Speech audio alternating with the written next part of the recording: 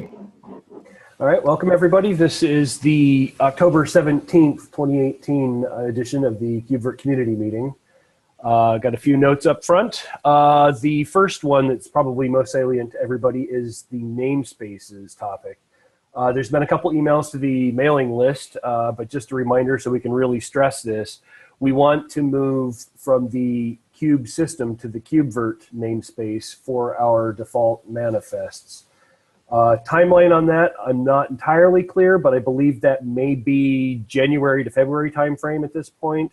So we're just trying to give everybody ample heads up that we intend to do this. And the kind of the backstory behind that is just to reduce confusion, make it perfectly clear what is a KubeVirt related pod versus, or Damon's head, what have you, versus other resources that say, for instance, belong to Kubernetes directly.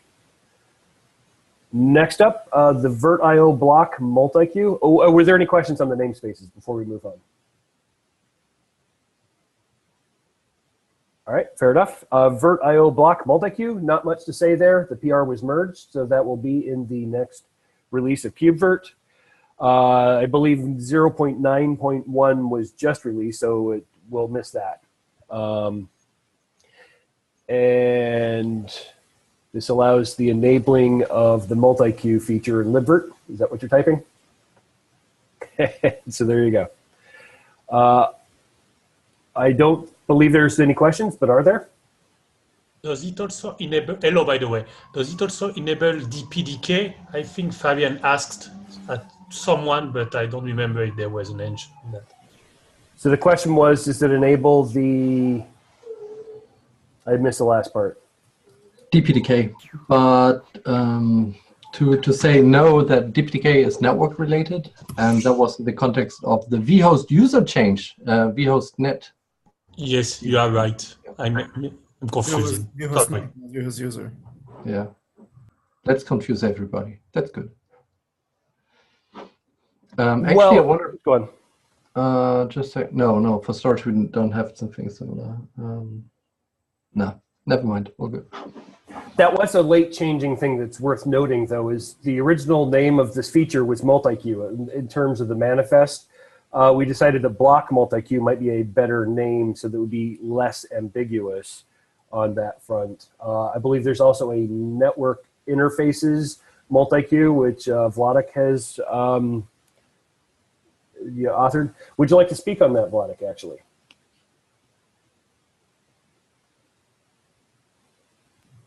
I don't know. I mean, there is this PR, but I can post a link to it.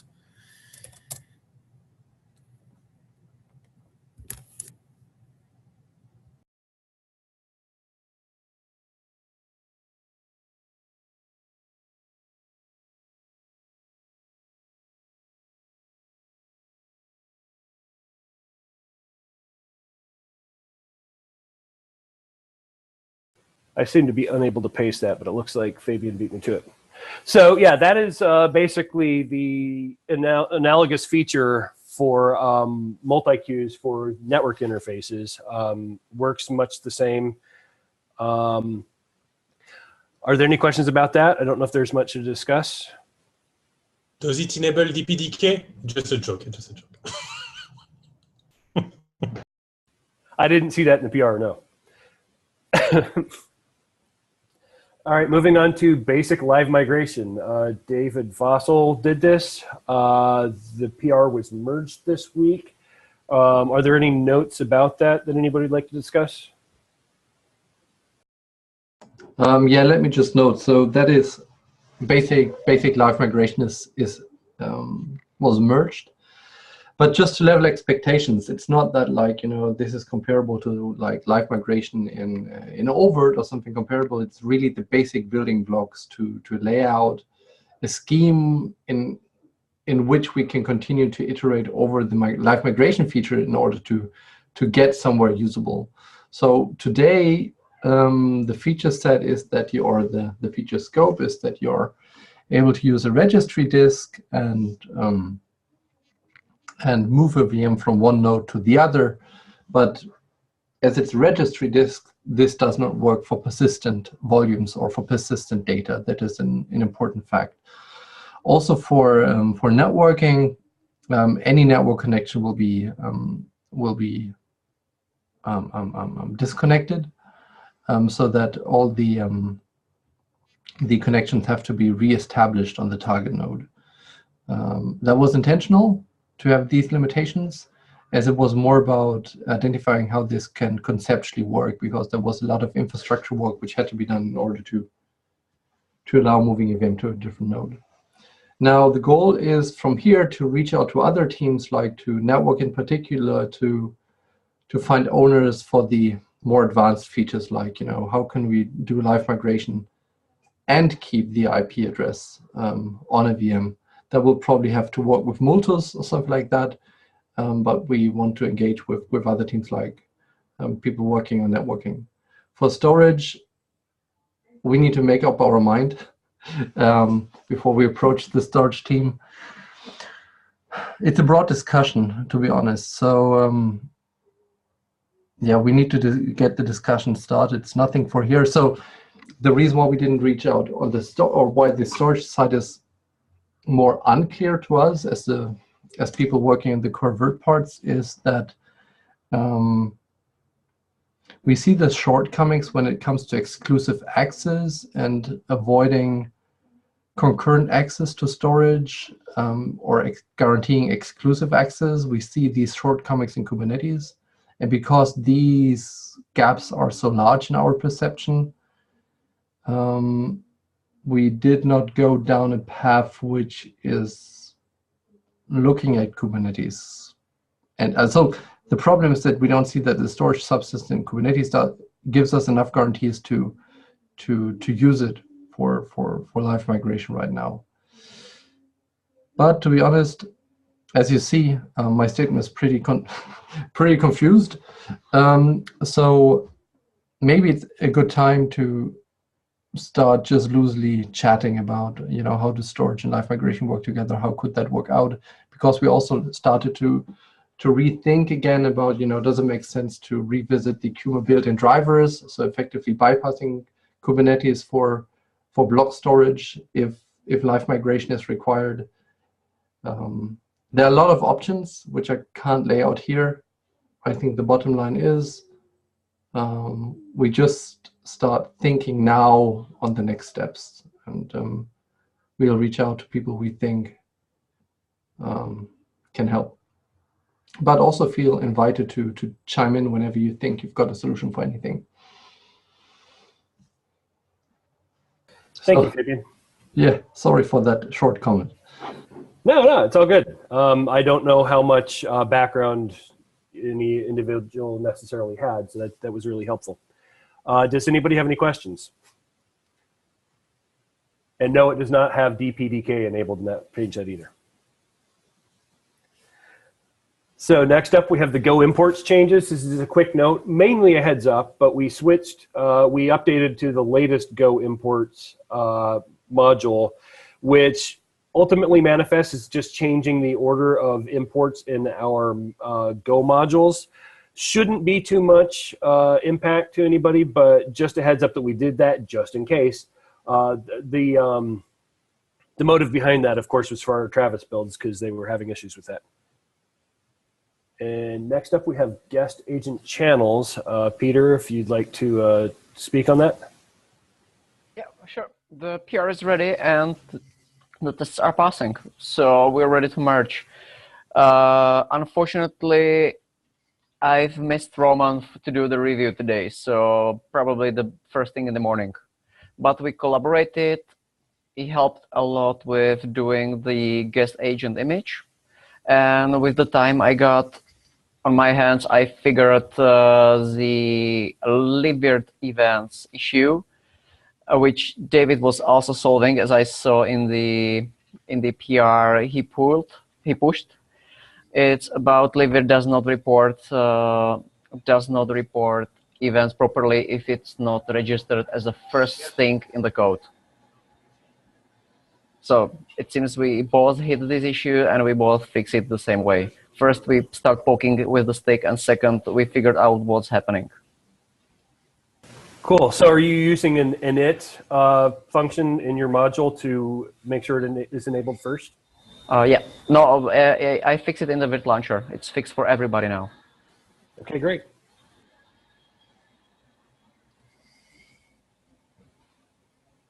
All right. And so next up we have VMCTL. This was something we mentioned briefly in the open floor last week, but the PR, or not the PR, the repo, the link to the repo, we're using Fabian's personal repo as the canonical upstream for that right now. Once again, the basic intent behind this is to allow virtual machines to be controlled from a pod interface, which allows us replica sets, stateful sets, daemon sets, basically all the goodness that Kubernetes brings for pods. We get just by all that this pod does is start a VM, watch it, and then kill it if it gets killed. That way, or delete the resource, which would cause the resulting actions to happen on the KubeVirt side. And so yeah, that's basically just the glue we need to inherit all Kubernetes features at the virtual machine level. Is there anything else you wanted to add to that, Fabian? No. I mean, I wasn't here last week, so I didn't know it was already mentioned. That's all I wanted to say, I think. Fair enough. Currently, the upstream source for that is a shell script. There's a pull request with a Golang version that hopefully will land at some point, because that'll make packaging it easier. And I don't think there's anything else to say. Does anybody have any questions on that front? Okay, I'll turn it over. Okay. I just want to say, I think that's an exciting thing, because we will be able to tie KubeVirt VMs into stuff like the horizontal and the cluster autoscaler, for example, or in the pod autoscaler. So the number of VMs can be increased depending on the load of the cluster and that kind of stuff. So I think that's the area where I come from, or daemon sets, having function or having VMs per node, which should be present everywhere. VMCTL will allow us to do that without any additional coding we need to do on the KubeVirt side. So placement and controlling, also rolling updates, like deployments we have with deployments have upgrade logic, like rolling updates, blue-green updates.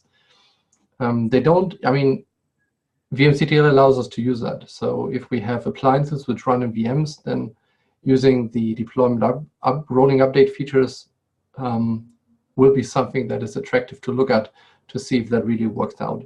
I'm not saying that it solves everything. Like a deployment upgrade would obviously restart in new VMs, but it would obviously not take care of the guest inside that VM. So that is something that is anyway an interesting topic beyond VMCTL, how we could do guest management, but that is something else.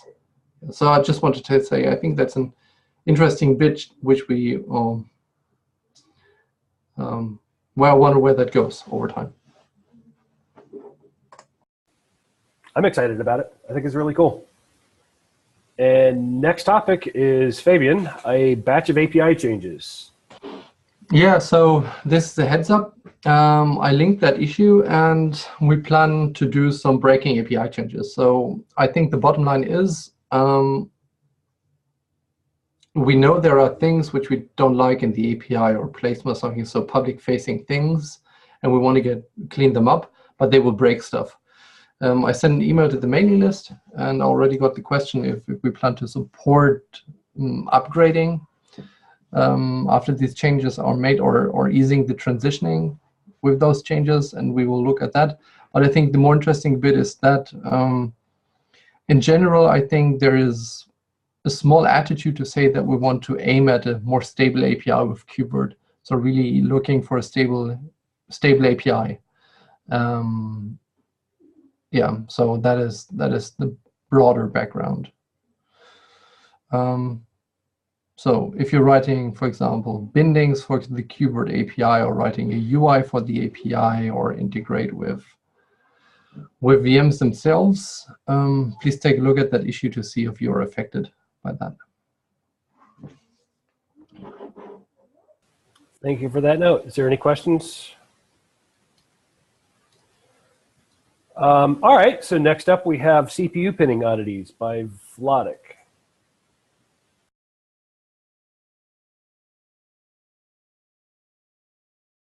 I'm sorry. I didn't add anything about it. Oh, I'm sorry. I thought you added the note. It was me. All right. Yeah. Okay. No, I thought that issue is interesting enough that we just raise it. Yeah, I can talk about it. So recently we've landed the CPU, the basic CPU pinning, and what it does, it relies on the Kubernetes CPU manager to provide dedicated CPUs to VMs, to pods. I'm sorry, and then we would use those dedicated CPUs and pin VM CPUs on top of the VM virtual CPUs on top of the physical CPUs. And what happens is that apparently this the notion of dedicated CPUs is not currently being guaranteed by the Kubernetes CPU manager. And it leads to all sorts of issues for us. Is that, for example, if you start a workload with the dedicated CPUs, it will pin to a specific CPUs, but then after that, if a user starts a workload with regular CPUs, non-dedicated CPUs, CPU manager will allow this workload to run on all available CPUs and will not exclude the already pinned CPUs from the list of available.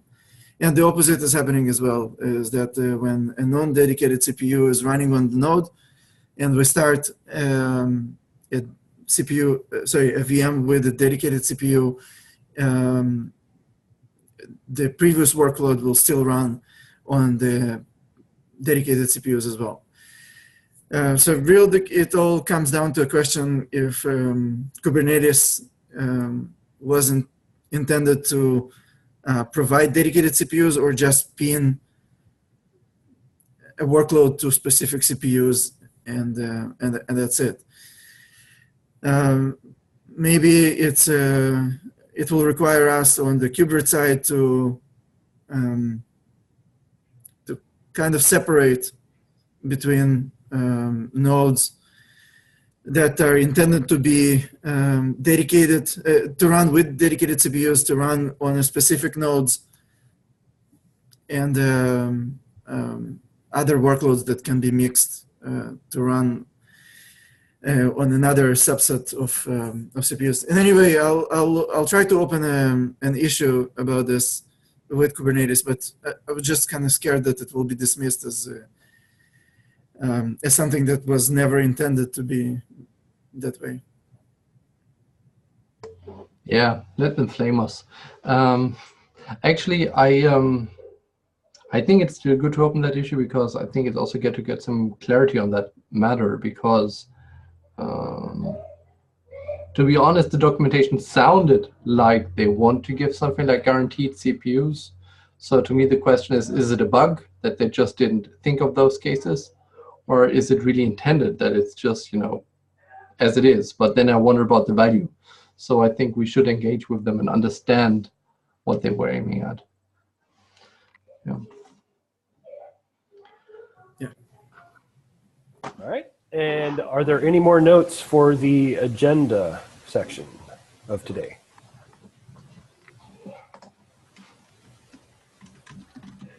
I don't know, do we intend to mention all the PRs that we're working on, or is it just... You're absolutely welcome to. The way I normally do this is I go through before the meeting and I grab the ones that I think are interesting, but I'm making a high-speed pass. So I could easily miss something. If somebody has anything to add, please do.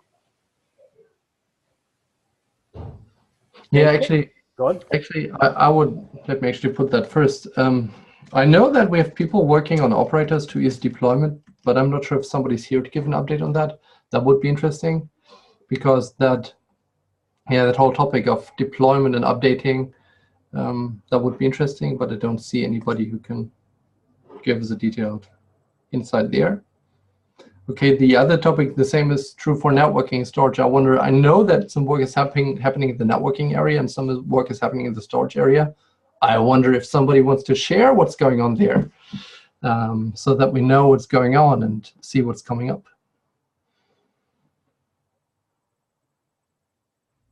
I can share some things on the storage side if you're interested. Oh yes, for sure.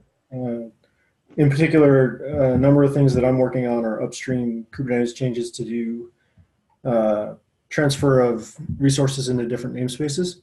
So moving a PVC from one namespace to another, for example. That's going to be necessary for things like creating a volume from a snapshot and giving it to another user, stuff like that. We can also use it for our cloning purposes as well. That's one side of what I'm working on. The other thing that we're pushing right now is to the CSI spec has the ability to create from a source, and you can specify that source to be a snapshot, a GitHub repo, another PVC, et cetera, et cetera. Unfortunately, though, there's no mechanism to do that in Kubernetes. So that's the other thing that I'm working on right now as well. Those are two things on the storage side, at least, that I think are pretty interesting. The other thing is I'm thinking about looking at multi-attach for some of the live migration stuff to see if that can help us. That helped us in OpenStack, but I don't know if it'll help us here or not. So. Sorry, what was capturing down? What was the last note you said? Multi-attach of volumes. So since we can't do things like hot plug disks back and forth across containers, use something like a multi-attach strategy. So, what do you mean with multi-attach? So, for example, on the live migration, one of the things that, again, I'm not sure if this is going to be relevant to KubeVirt, but to solve the problem of being able to take that volume from your initial VM when you migrate it to another node, detach it and reattach it over on the other node once it's spun up. Actually do a multi-attach of that volume, attach it over on the other side simultaneously, and then kill the initial attachment after you're done. It works great for data disks. Figuring out a way to make it work for a actual image disk is something I haven't quite got my head wrapped around yet, but it might be there might be a reasonable solution there. I'm not sure. If I understood it correctly, then even for data disks is even more interesting, right? Because I mean, we use image disks today just because it's only possible with them, but the goal would be to really use the data disks, right? And yeah, I mean, yeah, because today, I mean, we can allow multiple readers, writers for a volume, but we don't have any guarantee. I mean, we have weak guarantees around that. So good that you start looking at that area. Yeah, I'd like to learn more about that. You know, I know not right now today, but at some point I'd like to chat more about some of those limitations and make sure I'm following. Yeah. Cool. Yeah, thank you for those insights. If you want to see some updates on network, this is better. So we are working on extending OVN Kubernetes, so it supports multiple networks, and eventually it would give us DPDK support, maybe, and support for migration, since we can keep one MAC address and IP address between two different hosts. That's mainly it. That's not a lot. Yeah, okay, that's cool. So that sounds like the focus is really on OVN for networking, for L2 stuff, and let me say data path offloading. There's also SRIV work in flight, but that will probably be somewhat ready like sometime next week. I think there's a bunch of things to handle, but there's also already PR posted, so for those who are interested, you can already peek at something. Awesome. Yeah, that's really awesome. I'm looking forward to that. And I know that Vladik is also interested in device pass-through.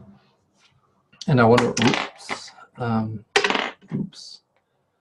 I wonder if that, sorry, my headphones. I wonder if that will be helpful for general device pass-through, but we'll see that. Yeah. Cool. Yeah, I would encourage both of you, your parties, network and storage, to also share your progress here, because I think we see that KubeVirt is growing and that it really ties into the broader things, like with the L2 with motor support going in. All what you do is relevant for core KubeVirt, and with CDI and data volume integration to KubeVirt, also the storage side becomes important. So to get the broader picture, I think this is a good place to also share what you have. But if you just want to listen and hang around, that's also a good time. 3 cups of coffee and you're all over. You get a good mileage over the session. Yeah, exactly. Okay, cool. Yeah, thank you for those updates. Cool. That was interesting to me, personally. Yes, I'm the next one. I think I can just make it short. So add at KVM forum. I'll be at KVM forum next week, and there will be a small session about not about KubeVirt, but about KVM in the context of Kubernetes. So it will be about Kata containers, Virtlet, gvisor, and KubeVirt. If you happen to be there, let's see if we can meet up and have a chat. And more interesting is, oh, well, not more interesting, but also interesting is KubeCon North America 2018, which is coming up in December. I'm not aware that none of my talks was accepted, but it was very hard to get a talk in. And but I saw in the agenda that at least 2 or 3 KubeVirt related talks from non-Red Hatters got accepted, which is pretty awesome. And I know that other people also playing with KubeVirt or using KubeVirt will also be attending KubeCon North America. So I wondered, I wondered, and I'm looking at planning a small gathering there. It's a little bit tricky because we are not attached to a ZIG or we are not a CNCF project. So getting some space there is a little bit difficult, and I'm still sorting that out, how we can get some space or time to come together. So I'm also giving heads up on that one, just to also give you guys time in order to plan if you want to attend KubeCon, that you also have in the back of your head that there might be a meetup, or is likely that we'll have a meetup. Yep, it's in Seattle, I think December 11 till 13, something like that. Okay, that's it from my side. Thank you, sir. Is there anything else that anybody would like to bring up today? Actually, I wonder one thing more. You know, if I think about storage, if I think about networking, I actually wonder, do we have any possibility to fence nodes in Kubernetes? Or do we happen to know somebody who's working on fencing? Oh, very funny. Oh. So yes, currently we have 2 additional repositories under the KubeVirt. One of them must provide fencing actuator. We built all fencing stuff on top of cluster API. API. It's like it has additional controllers for machine and cluster entities. And when it recognizes that machine object was deleted, it just apply machine actuator, and depend on implementation on actuator, it can do different stuff. Like, for example, in the case of Google Cloud Provider, it can configure GC instances, but in our case, it will just run some fencing mechanism, like via IPMI tool. It will power off the bare metal node, and when you will recreate machine object, it will power on the bare metal node. And on top of all the stuff, we write some node recovery logic that also provides controller that will monitoring node conditions, and depend on the node condition, it will remediate the node. If node condition not fine, it will try to run machine API to delete the machine object. So in the background, it will run machine controller that will try to do some actuator logic, and after it will recreate machine object. So in the background, actuator will also do some actuator logic, and I will publish both repositories under community document. So everyone who is interested in it, in fencing at all, welcome to look on it, and also welcome to create some PRs to it. But again, it's still in some initial phase. We already have some basic initial remediation logic. So that's pretty all. Thanks. All right, if you could look at what I wrote and make sure it was technically accurate, that'd be awesome. Yes, sure. I will take a look. All right, and thank you for that update. So I didn't follow all of that exactly. Sorry, I had trouble hearing. But have you also seen the spec proposal for node fencing in Kubernetes? Yes, Andrew started to write some fence proposal that that will use cluster API. And to be honest, I saw it's only under Andrew repository. I'm not sure if he already created pull request for it under the community, but I believe you can check it with Andrew. Okay, I went ahead and linked the spec proposal in the chat just in case it's interesting to anyone. Sure, I will also publish it under the document. Ah, okay. I should have looked. Sorry. I will publish it. so it's still like. Yeah, and I think, John, good that you asked, because I think storage is one of the areas where we do fencing, right? And actually, we saw in the Kubernetes issues that persistent volumes are the reason why fencing might become interesting there as well. Yeah. Yeah. Yeah. Okay. Yeah, there's the CSI group, the storage SIG, we've been talking about it. Nobody's stepped up, but we've been talking about it. Actually, that's good. I mean, that's good to know, because I mean, we know that Andrew and our team are working on it. I wonder if it makes sense to have some kind of, heads up, at least in that forum, to say that we are looking at it because it's interesting to us. I definitely think we should probably try and get on the schedule for not this week's meeting, but the following. It's a 2-week meeting, every 2 weeks. We should probably get on the schedule to actually raise it and mention it, at least make people aware, or go out to the mailing list, one of the two. But we should definitely, it would definitely be good to make people aware. Yeah, I agree. Yeah, Arjun, we can take that offline to see how we can. Maybe John can help us to get us at the right place.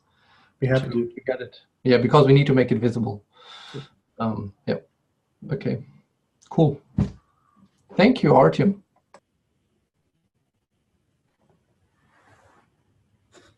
All right. Well, with that, is there anything else that we'd like to cover today?